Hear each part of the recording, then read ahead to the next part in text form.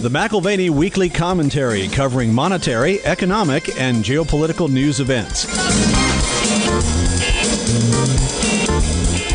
You don't have to worry about staggering levels of debt as long as debt service levels remain low. That, of course, is a function of interest rates. As interest rates rise, the real issue emerges for those entities that don't operate a printing press. So the contrast between the governments and the corporations, this is where the rubber meets the road. This is where corporations get into the crosshairs. Now here are Kevin Orrick and David McAlvany.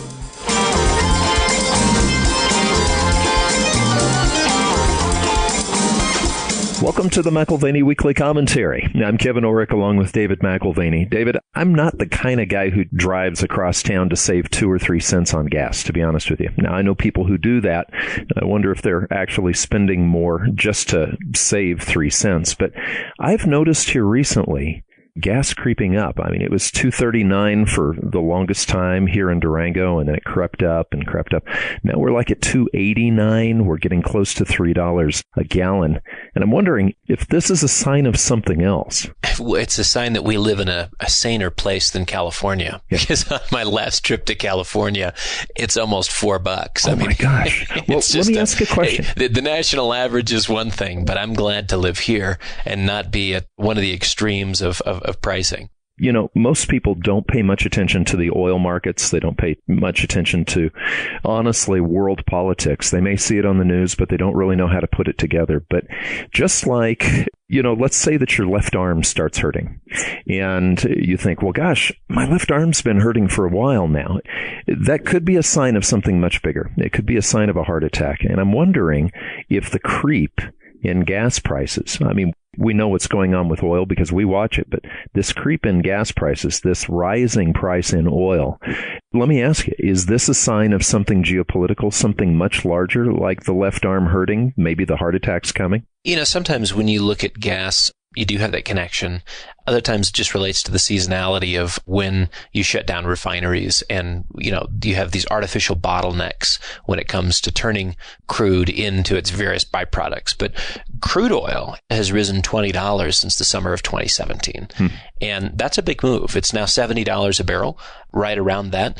And it's not really based on lower supplies. It's not based on higher demand or a recovering economy and, you know, more demand for the stuff. But it's really reflecting the dysfunction and deterioration of relationships in the Middle East. And the thing is, it's not, you know, as some would like to say, here we've got this issue with Iran. Are we going to stay engaged, disengage, rewrite it, the agreement that we had, et cetera, you know, bring John Kerry back in on a pro bono basis to patch everything up and make it right. The reality is it's been rising from the level of $49 since the summer of 2007, and it had nothing to do with the failure of Iran deal. That may be worth a few bucks, right? But you're talking about a larger backdrop of dysfunction. Now we're in the middle of a price trend because we're 100% above the recent lows. That is $35 a barrel after it cratered. 140 was the high way back in 2008. At $140 a barrel, it then cascaded to $35. We've doubled off of that. But again, at $70, we're halfway to those old highs again. Well, and there's a complicated tie between the value of the dollar and the value of petroleum, you know, the value of OPEC being able to supply us our oil. We've talked many, many times about that. But in this particular case, you said Iran could be a factor, but there's probably other factors. I mean, Saudi Arabia, Israel, there's a lot of players in this. Yeah. I mean, I remember doing Bloomberg interviews every Wednesday on the oil price, and they were always looking for the cause of the move of the oil price that day. And I always felt like it wasn't particularly relevant except to the short-term trader, what was moving the price of oil on any particular day. I was more interested in the macro than the micro. And of course, what they need for news articles and news flashes and fresh off the press and frankly filling time on air is a fixation on the micro, which to be honest isn't really relevant. And again, yes and no. The catalysts at present aren't economic as much as they are political and strategic. Definitely Iran factors in. Stability in Saudi Arabia factors in. Israeli You've got the regional relationships, which factor in, certainly with Syria, missile attacks in Syria against Iranian-backed forces. That continues on a routine basis. And Israel remains close to a more direct confrontation with Iran, even beyond sort of the Syrian proxies. So on the walls of our wealth management office, what I have are, you've got the old brick facade, and then the empire maps of the past. Mm-hmm. These are all the great empires going back thousands of years. And I keep them there as a reminder that everything that we believe is permanent and will not change is entirely flexible, maybe even fluid. And, all of those maps, all of those empires, which were seemingly unstoppable, they're historical footnotes as time has passed. So, many of those maps are in the Mediterranean, they're in the Middle East, and I think it's good to remember from a historical perspective that oil is a sensitive indicator, and it is a bit of a tell for the regional instability in the Middle East. But the Middle East is a cradle of conflict and has been for millennia. It's so easy, too, when you actually live in what is the current empire, or what has been the current empire, to become very self-centered and look at the prices of things just in your own current empire. I think of these maps, Dave, and some of the past reserve currency world influencers, like the Netherlands, Spain, Britain, up through about World War II, then the United States. And I think sometimes we say, all right, well, is something rising or falling? And we only look at the dollar, being Americans, because we've been and are the current empire. And of course, it is relevant if you're a commodity trader, because there's a lot of contracts that trade in U.S. dollar terms. But the U.S. dollar is moving higher right now as the euro currency is correcting, and the dollar is, roughly 3 points away from its next destination point. 95 on the euro dollar index would not surprise us to see that over the next few weeks or even month or so. Go back a little ways, January 2017, the dollar index was at 102. And 102, 103, near parity with the euro, basically trading at the same level before the euro jumped to 125. And the dollar sank to 88. So we've moved up a little bit. Here we are at 92, 93. And looking at dollar charts, we probably do have headroom to 95. And if we really get a gust of steam behind us, we might even get it to 102 again. But the currencies are important, because gold reflects the increased or decreased value of each of these currencies. Mm-hmm. So to see a declining trend in the euro, gold is in essence rising in euro terms.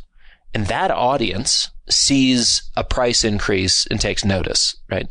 In US dollar terms, you've got a modest decrease right now in gold. Of course, the US dollar is strengthening.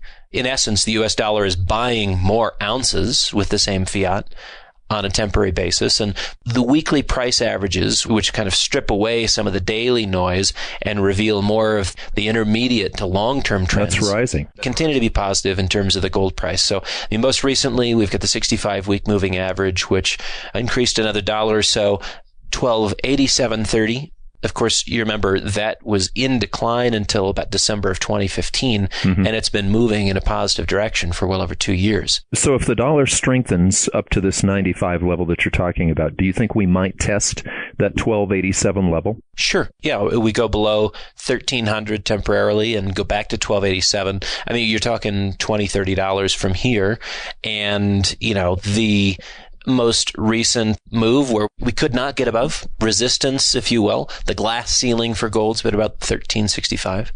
And as we've said, 1360 to 1400, that glass ceiling breaks and you've got a significant move in the price of gold. I think we get above 1400 and you might as well be looking at 2400. Adding $1,000 an ounce is not going to be difficult getting above that glass ceiling. Well, and if you're in a foreign country and you're already seeing gold rise because your currency is falling, that trend has already begun in foreign currencies. But I think about, you've often brought up the danger of countries owning dollars if the dollar starts to strengthen and they already have debts in dollars that they can't pay back. Yeah, it's the dollar denominated debt that's a real big issue. Yeah. So again, the dollar was up 1% last week. And as we'll talk about here in a minute, I'd like to point out some of the foreign currencies which absolutely got decimated because, and again, the dollar strengthens in the short run and emerging market currencies see sort of a 2x negative volatility move. So 1 point of the dollar creates an exaggerated move of pain in places like Brazil and Turkey and Russia. Yeah, and these are countries that probably can't pay their debt back even if the dollar didn't strengthen. That's right. So keep in mind, again, that currency weakness around the world, which is kind of the flip side of dollar strength, you're expanding the audience of people who say, hey, wait a minute, maybe I want to be in dollars, maybe I want to be in gold, but maybe I don't want to be in the domestic currency. And I agree, like you said earlier, Kevin, it's sometimes strange for Americans to conceive of a price trend outside of U.S. dollar terms. Right. But, I mean, if you live in Japan, for instance, the U.S. dollar gold price is only relevant to a trader, not a buy and hold investor who in that country would convert yen direct to gold and thus is more sensitive to the price of the metal in yen terms. Mm-hmm. The U.S. dollar market for gold is not the largest market, by the way. And I think that's such an important point. We think of ourselves in a self-centered way because in our minds, gold is denominated in dollars.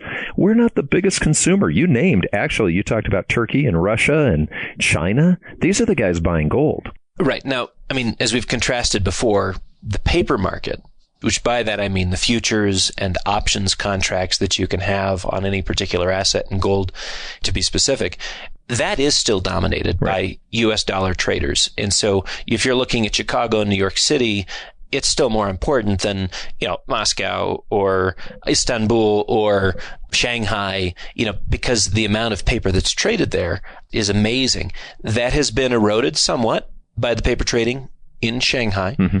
But the leverage which is allowed for commodity speculators in the U.S. still draws them to U.S. dollar trading of paper contracts. Well, let's look at that for a second, because the U.S. trading of paper contracts, that's exactly what it is, paper contracts. There have been times when 1 ounce of gold, 1 ounce of physical gold will represent 500 ounces or more traded on these paper contracts. So what about the physical market, though? The physical market is not dominated by the United States. The physical delivery is dominated by Asia, is it not? Yeah, and I think a more typical ratio is probably 100 to 1, right, where you've got 100 ounces in claims against 1 available ounce for delivery off of an exchange. But the physical demand dynamics have, of course, been dominated by the Asian markets. The 2017 surprise was to see not only the euro currency strengthening, but investors in gold in Europe not being shy at all about piling into exchange traded products. So your metals that you can buy with the click of a mouse, now you can't take delivery of them unless you're taking delivery of, $500,000, $600,000 or millions of dollars worth of product. There's some strict limitations to those products, which make them a good trading tool, which make them a good tool for a short-term investor. And that's what you saw in Europe last year. The euro is rising. Gold is doing you no favors in euro terms, and yet some of the largest purchases in the exchange traded products were in fact European investors saying, look, the whole landscape, I don't like what I see. I don't like the language of normalization.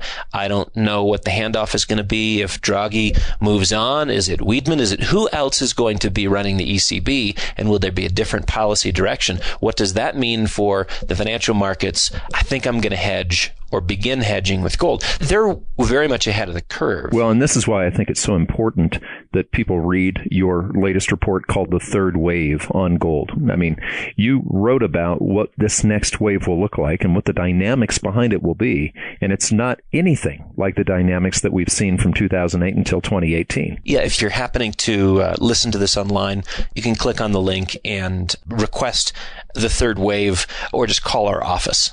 800-525-9556, and we'll get a copy to you. I think the equity markets, as they transition from a bull to bear, a negative dynamic, I think that's going to provide ample support for the U.S. dollar price of gold and silver. And, a significant shift of safe haven buyers will, I think, come into the market here domestically. And I think that's what will drive the price. much higher, 2011, 2012, those highs, which we saw roughly 1900. It's not going to surprise me at all to see us get back to that level. But again, the third wave, the article that you mentioned, is where I make my case for such a move. But please get a copy. Well, and let's go back to looking at things from an international point of view, because regardless of how the United States investor feels, the support for the metals market, since 2015 has been overseas. You've brought that out. And that's likely to continue as long as sophisticated buyers remain concerned with global political dysfunction. Did you see what the guy from Egypt did? I mean, this is a billionaire, and he obviously doesn't have confidence in anything but gold. He's the second wealthiest man in Egypt. And I think there's two things to consider. Number one is that he thinks like a contrarian to begin with, because he's taken positions in a number of precious metals mining companies and has board seats on those companies. This isn't something that he just sort of snapped his fingers and said, I think I want to own a few shares. Like, he's taken a vested interest in helping the management, organization, and future direction of those companies, being a board member. So that's something that's been put in motion over the years. But his comments to Bloomberg recently that he's added to those positions, significant positions in the physical metals. Again, we're talking about a 50% allocation, several $1 billion.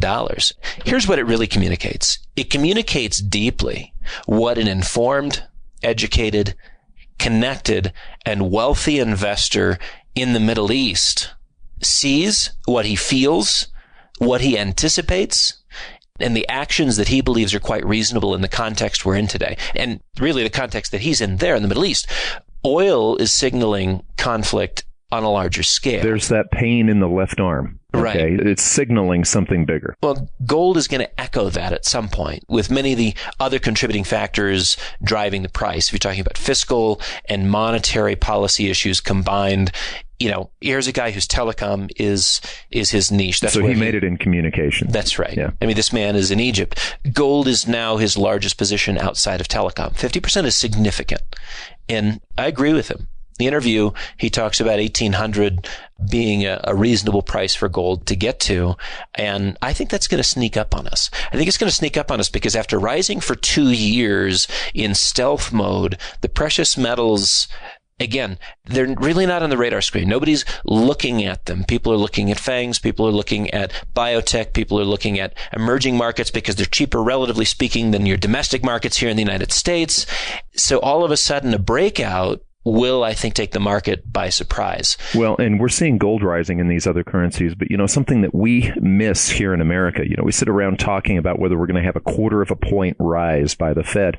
Interest rates are skyrocketing in countries overseas right now. It's amazing to see. I mean, we're talking huge jumps. Yeah. Well, I think just to rehearse what I anticipate is the pattern over the next couple of months, you've got gold wanting to touch the 65-week moving average. So, prices are depressed from here to 1285, 1287, that price range. That's a meaningless margin. It means, no, that's great. I mean, if you're a buyer, these are the things that you look for as an opportunity to reasonably enter on the low side. Right. And watch for these two things to follow then.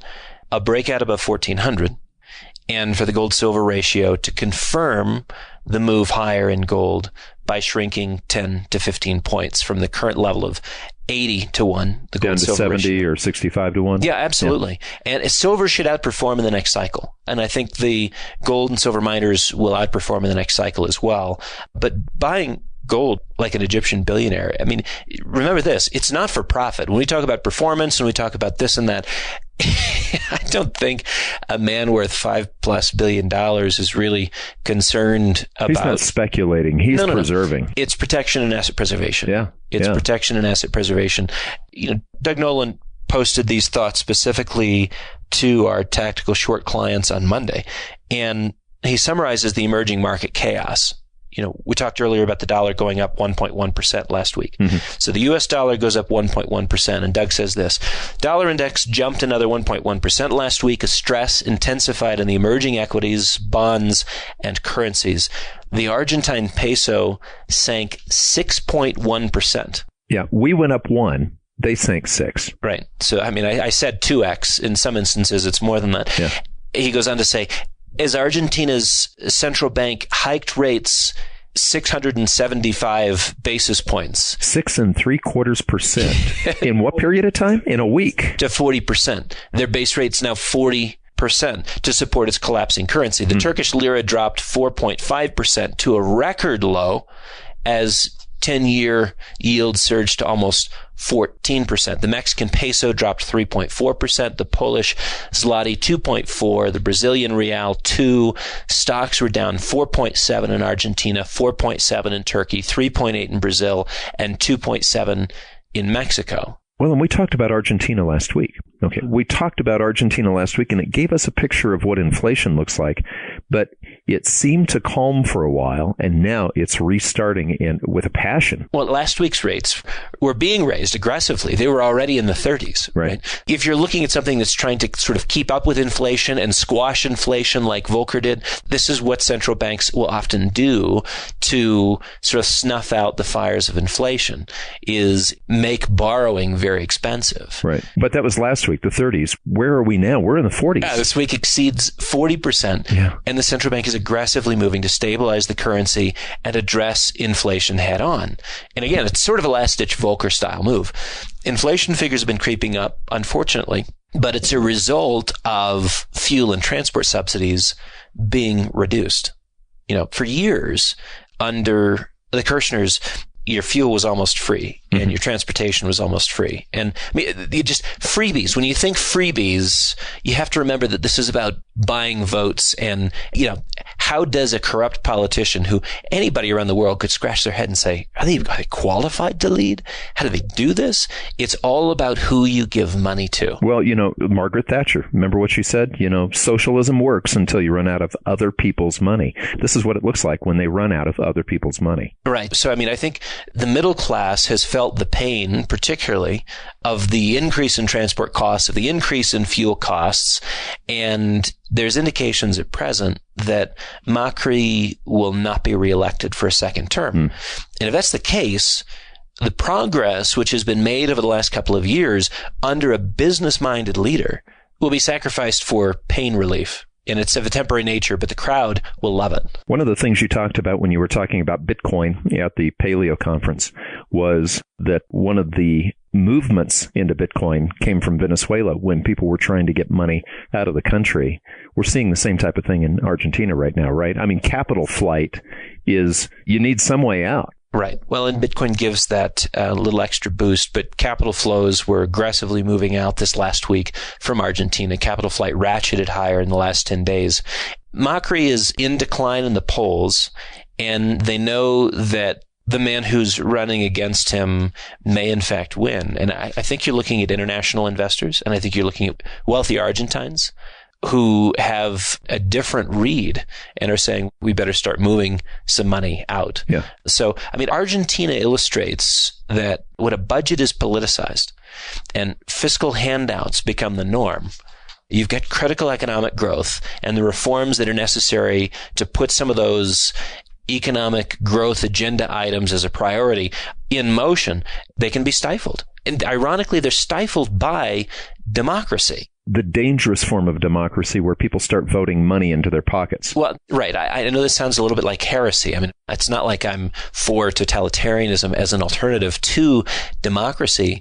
But as de Tocqueville suggested, democracy loses its vitality when the mass of people figure out that they can vote money for themselves from the treasury. And I think that's the conflict you're dealing with in Argentina, is an electorate who has grown comfortable with governmental fat and largesse, and they're having to operate on a more stricter diet, and they don't like it. And it actually, you're seeing economic growth. Did you know Argentina has been growing at 3% a year? Their economic growth is surpassing that of the United States. Now, yes, they still have an inflation problem. Yes, their currency is still in a vice grip. They are far from being out of a difficult situation. But what Macri has put in place has been very helpful. That can all be reversed, and I think that's what we're beginning to see in terms of capital flows out of the Argentine peso. Don't you think this is sometimes the danger? We have these shorter terms in elected types of politics, and the shorter terms I love, and I love term limits. I love all those things. But the problem is if you've got a socialist who ruins the country, and then you have somebody who comes in and tries to fix it. McAlvany hasn't had enough time to actually have these things take effect. We've even seen this here in the United States. Clinton got an awful lot of credit economically in the 90s for what actually was fixed in the 80s. I think for both of us, we sat here. This has been an interesting 10 years doing the commentary, but we sat here and looked at each other with this epiphany as we chatted with Giulio Garotti. And he was explaining how after World War II, there was the politicization of the budget. And since that time, this has been a challenge in democracies because prior to World War II, no one cared about the economy. They were disconnected. The politics and the economics were disconnected. And now the budget has been politicized. And to get anything done economically, there is a consequence that people will feel, and people have connected the dots and they vote accordingly. Whereas before, the consequence and the changes in politics, somehow there was a disconnect prior to World War II between economic policy and politics. So that got crushed after World War II. So McAlvany, he's trying to fix something that was already broken, and he may not have time to get it done before he's out and the next socialist is in. Yeah. And I think the U.S. is at a different stage of decay compared to Argentina in that respect. We have nothing what they have had to endure, the disastrous economic policies, the Kirchner dynasty, and I think we have an infinitely longer fuse. But you're right. I think he's fighting an uphill battle, like the doctor who's dealing with a bone that's been broken. It's already been broken and it's been sitting there and it's partially healed and he's got to reset the bone many weeks after the break. I feel like McAlvany is like, hey, this is going to hurt, guys. If you want it to grow straight, if you want it to grow right, you got to take the pain before we can see the gain. Are you willing to do that? And everybody said, yes, that's why we're hiring you, because the other system's not working. And now they've got the pain, and they're like, I can't take the pain. I can't take the pain. Right. And it's just interesting to see. Well, and I was talking about Clinton and how he sort of inherited the economic benefit that came from the Reagan administration. Maybe everybody doesn't agree with that, but usually there's a delay. Now, look at countries like Turkey, okay, where you see something that looks like dictatorial socialism or whatever you want to call it over there seems to be working because Erdogan just happened to be lucky. Yeah, no, and on to Erdogan in a minute, but I think that we could linger on Clinton because, ironically, he was more fiscally conservative than Reagan was. In many respects, he was more fiscally conservative than either Bush is. Again, there's probably conservatives whose hackles are being raised, right? But there's been very few presidents who have balanced the budget, and Clinton was one of them.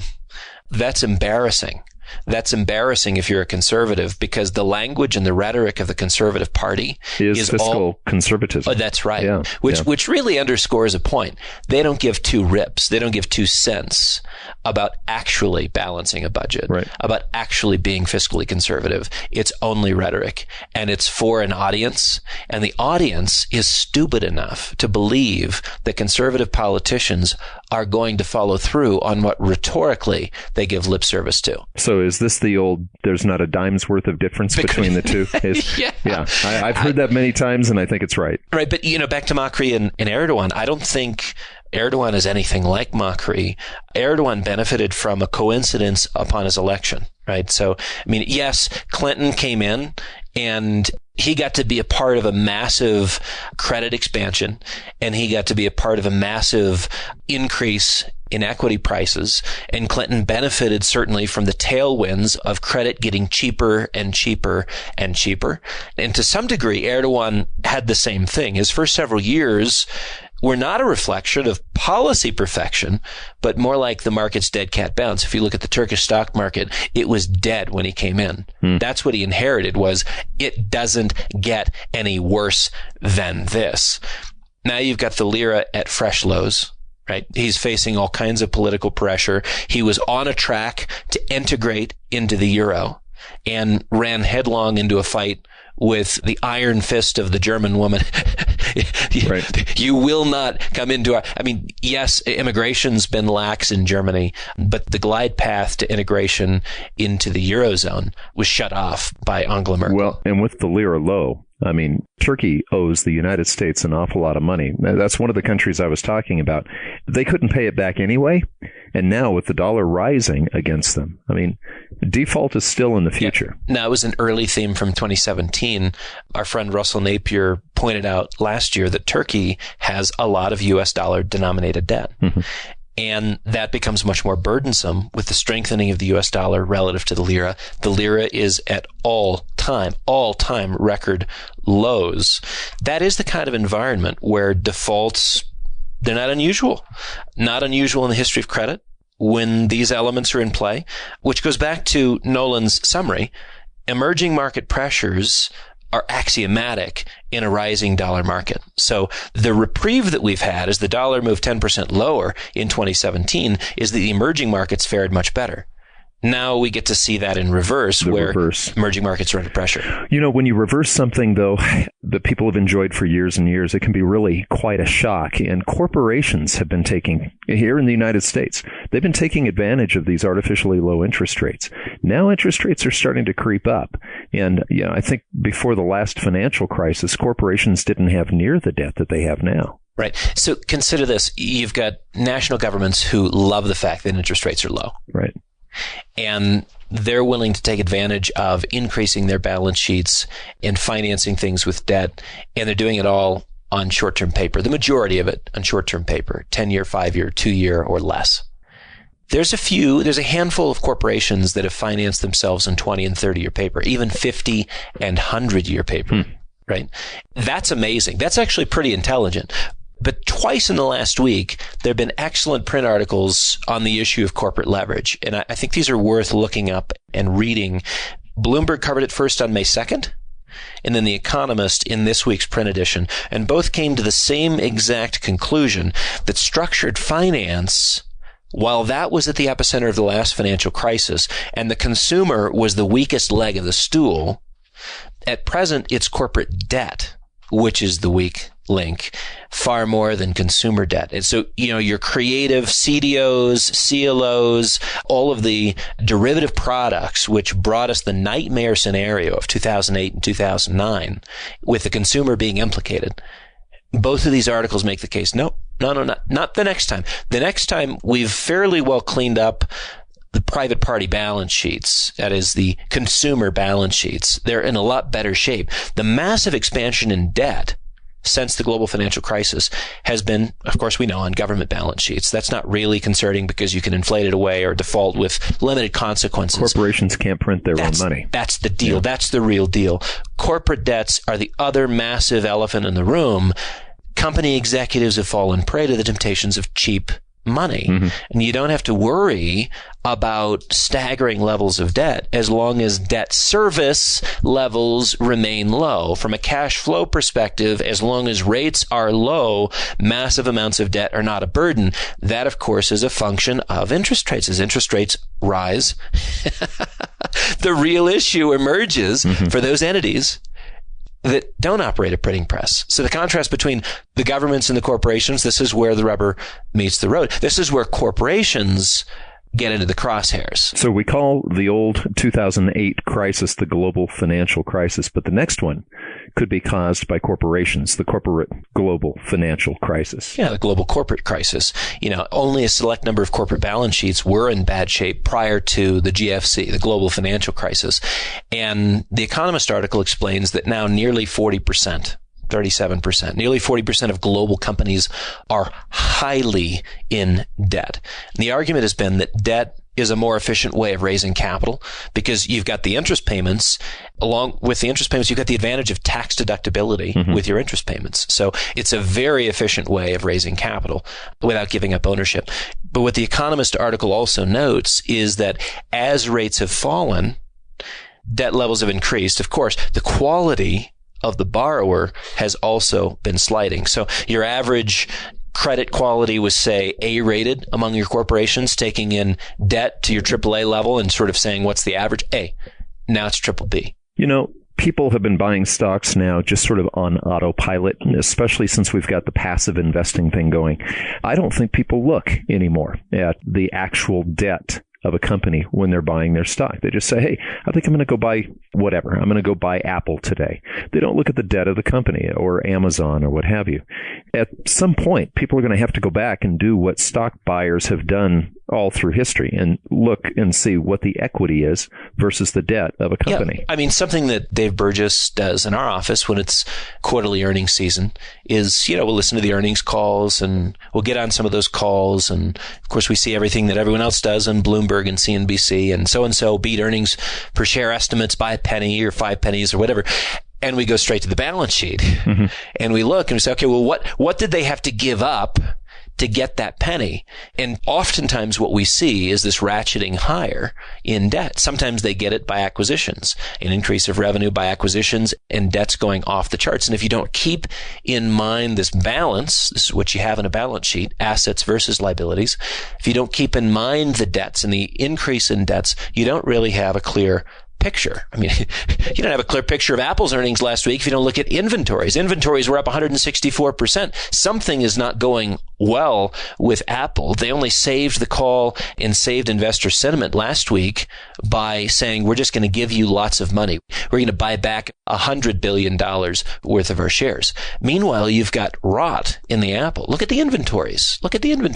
If you look behind the scenes, there's a little bit more rot, whether it's balance sheet or inventory levels at a number of corporations. Well, and you brought up last week that insiders, the CFOs, the guys who actually run the companies, are divesting from their companies right now. They obviously see this. Caterpillar CEO got in hot water after his earnings call because he said, this is it. This is as good as it gets. And Caterpillar sells off 6% instantly as people are like, what do you mean this is as good as it gets? And he's just saying what he sees. Don't be honest. Isn't that the case? Keynes used to say that investing is a little bit like a beauty contest. You don't have to pick the prettiest contestant. You have to know how the judges are going to vote. And in this case, the Caterpillar CEO just said, hey, look, I don't need makeup. We're not wearing makeup. I'm not going to wear makeup. You're going to have to wake up to something that's not quite as pretty tomorrow. That's in essence what he was saying. And the market was like, no, I don't think so. Yeah, and that's CEOs. Okay, CFOs, the financial guys. Okay, they're also taking notice at this point. Well, rates are rising. CFOs have to take notice because rates are beginning to rise. And when you look at the mountain of debt that you've accrued and know that you're going to have to refinance it or pay it off, so you've either got a liquidity crisis or a refinancing issue, which could ultimately impact your earnings and income in the future, yes, they're taking notice. But, Matt King from Citigroup, he drew attention to this in a Bloomberg article this last week, equating it to chairs being removed from the game of musical chairs. Central banks are withdrawing stimulus. Rates are normalizing. That is, they're going up. And it is like removing chairs from the game. The same Bloomberg article echoed concern. There's a gentleman by the name of Greg Lippmann. He used to work for Deutsche Bank. And he was one of the traders that put together the Big Short, profiting significantly when the subprime meltdown occurred.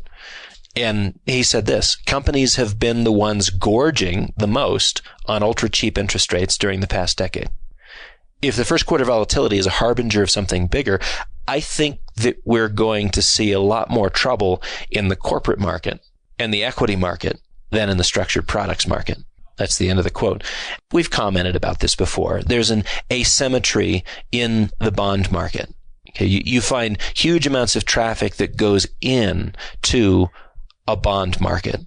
But when the dynamic shifts from bull to bear, you end up with a very different kind of market. It's like gridlock. Yeah, nobody wants to buy. Everybody wants to sell. Nobody wants to buy. Have you ever been on the 5 freeway, 5 o'clock traffic? Nothing moves. Nothing moves. So the Credit Bubble Bulletin, I think, summed it up well this last week. Going back centuries, the money market has traditionally been in the financial crisis epicenter. From traditional bank runs to the 2008 run on Lehman's repurchase agreements, it's the panic liquidation of previously perceived safe and liquid instruments. Doug continues on saying, money has special attributes to be coveted and safeguarded. To purposely bestow the perception of moneyness upon risk assets, and in this case, Kevin, I'm suggesting that this is what we've done with corporate bonds, is we've given them money-like qualities when in fact they are risk assets. When you do that across asset classes on a global basis, This is one of the great transgressions in the history of central bank monetary management. Right. End quote. Well, to treat bonds as money, okay, they're not liquid like money. I mean, they may be liquid when you're buying, like you said, but when you need to sell, it's not money if you can't sell it. No, and that's the 5 o'clock traffic jam in your credit markets. You give them money-like attributes. Under certain circumstances, things flow, and then all of a sudden, circumstances change, and you come to a grinding halt, and everyone says, but I thought. But I thought I could just sell with a click of a mouse. Particularly junk bonds and lower quality corporate bonds, they've been described as trading by appointment. You just, in certain circumstances. Do you remember, actually, it was a conversation we had with Jim Deeds. This is years ago. I was just thinking that, with the stacks of bonds in his boss's office. That's right. This is back in the day when, I mean, obviously before digital settlement, you provided your stock certificates or your bond certificates upon liquidation, and then ultimately the transaction settled. But no one was buying. So the branch office that Jim Deeds worked at, they were just stacking up bond certificates. Floor to ceiling, bond certificates. There was no buyer on the other side. It was literally by appointment. When we find a buyer, we'll let you know. We'll call you. And otherwise, now, there's almost always a buyer for something at enough of a discount. But the problem is, I mean, if you're a bondholder, you don't want to sell at a discount. I mean, a bond is supposed to be something that you see stability. You know, we were talking about this at the meeting just a few minutes ago before we started recording, Dave, how stocks and bonds, you know, your stockbroker is going to say, well, if we're aggressive, we're going to go into stocks.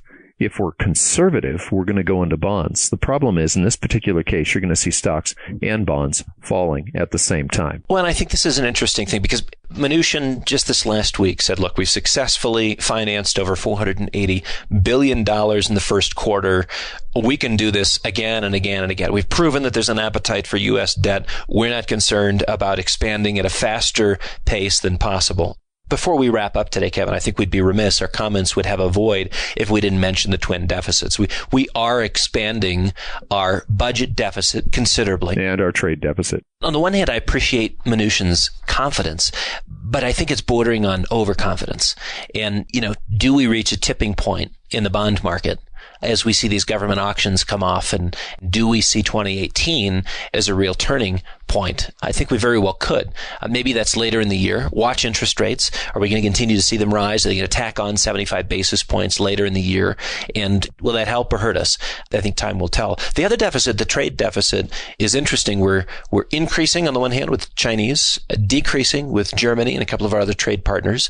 And we spent the weekend debating our priorities with the Chinese. Well, you were telling me that everybody went in with smiling faces to start with. It looked like things were going to happen. Monday's reports were, over the weekend, frowns. It was a disaster. We agreed to nothing. Yeah. And then, of course, Tuesday of this week, you've got Trump saying, hey, look, you know, we're best friends. We're best friends. We're sorting this all out. I mean, very nondescript. The larger issue with China is really not this trade deficit issue. And it's not if we can shrink our trade deficit by $100 billion a year between now and 2019, $200 billion between now and 2020. That, frankly, is irrelevant. Mm-hmm. It's about who is the largest and dominant economy in the world. It is about ultimately who has the world's reserve currency. Well, and China is saying, oh, that would be us. As far as the largest economy, that happened 2 years ago. So they're saying that would be us, but you still have the reserve currency. And that's only on a purchasing power parity basis. You know, we still are the world's largest economy. The U.S. is. But they're number two. If you don't sort of aggregate all of Europe, Germany's close. It's still in the top 10. Obviously, Japan is still in the top 5. But the trade deficit issue, that's not the issue. The issue is they are flexing their muscle. And they're doing it more aggressively, not only in economic terms, but also in physical military terms. We mentioned last week or the week before the radar jamming equipment they had put out on the Spratlys. Mm-hmm. What I failed to mention is that they also put surface-to-air missiles on the Spratlys and have the ability to not only take out boats, but planes in this contested region of the South China Sea. Oh, but it's not military at all. Of course, this is just like having a security camera at your business. This just happens to blow you up. Right. I mean, so the larger issue is regional hegemony, ultimately global hegemony. Right. And there is a tug of war going on right now. circumstances are going to have to play out, I think, over the next 5 to 10 years, where we know for sure if we've lost control or ceded power. Go back to 1956. I mean, this is many years, over a decade after World War II. Not only should it have been plain that the British had lost power and dominance in the financial markets, but it was really only the final nail in the coffin, and this is Suez, 1956, where it was clear that the British had been beat. They were no longer the dominant global power. You could see the signs coming, like you said, a decade, maybe 2 decades before, but that was it. And there was an erosion that was occurring all along the way. There was an erosion which was occurring even in the 1920s and 30s. Mm-hmm. World War I, they took a beating. World War II, they took a beating. And they never really recovered, but neither did the world concede the defeat of the once great, controlling 75% of the world's landmass. That's not a small feat. And yet it was finally done in 56. That's what's in play with China. What's in play is a multi-decade game for who will dominate and control most of the pawns and critical pieces on the global chessboard. You've been listening to the McAlvany Weekly Commentary. I'm Kevin Orrick along with David McAlvany. You can find us at McAlvany.com. McAlvany.com, or you can call us at 800-525-9556. In fact, call us for that report, The Third Wave, at 800-525-9556.